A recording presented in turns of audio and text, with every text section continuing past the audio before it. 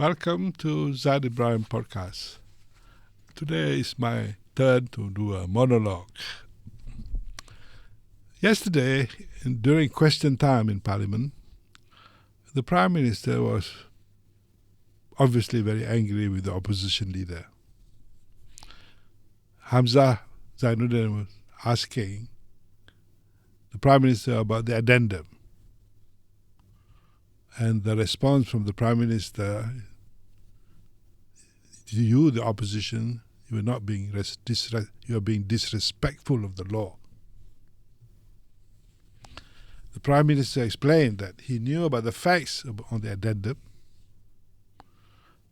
He even asked us to ask the King if we don't believe him. And he would explain fully in Parliament when the case in the court is over. Now, why can't he explain now? If he's saying that he cannot explain because the law prohibits him from doing so, that is not correct. It is true that a sub judice rule prevents the public from making unwarranted comments or remarks in a matter that is before the court. That is simply to protect the integrity of the court process. But the rule that you cannot comment if the case is before the court is not an automatic rule. It depends on what your comments are all about. The existence of the addendum is not disputed. Why the addendum was not implemented, that is the bone of contention. Like I said, just because the matter is before the court, it doesn't mean you cannot talk about it. You remember the case of 1MDB, where there was an application by Datuk Najib to prevent the public from discussing the case in case it would impair or affect the ability to get a fair trial. He applied for a gag order. But the court did not say yes. The court said no. You can talk about the case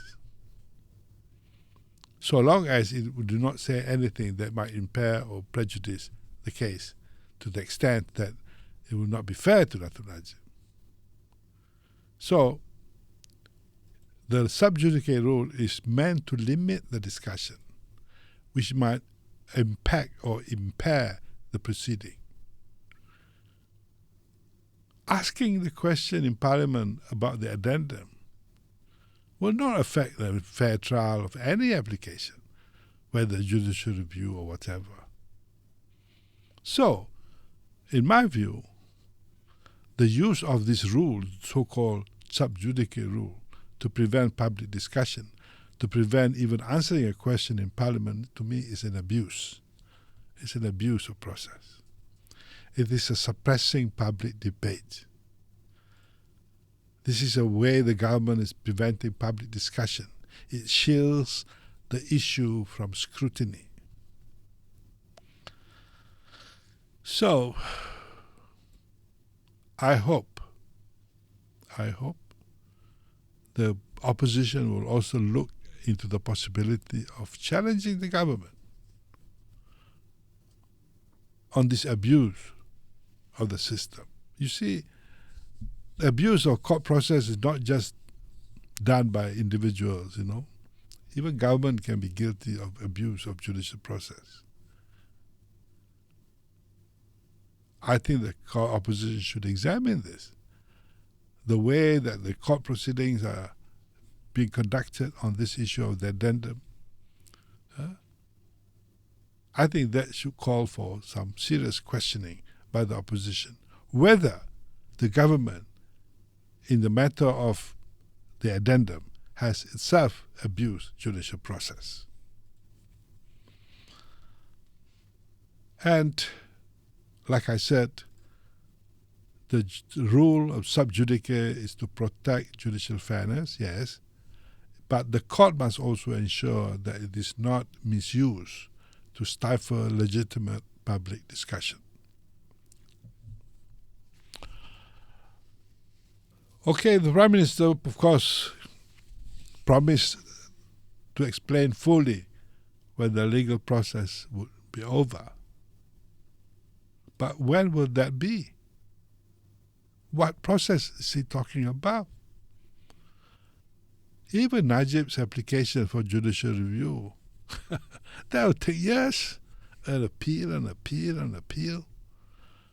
So the Prime Minister knows that these things will take years, this issue of addendum, especially if the government is very keen to prolong it for whatever reason, of which you think or which many of you may know why.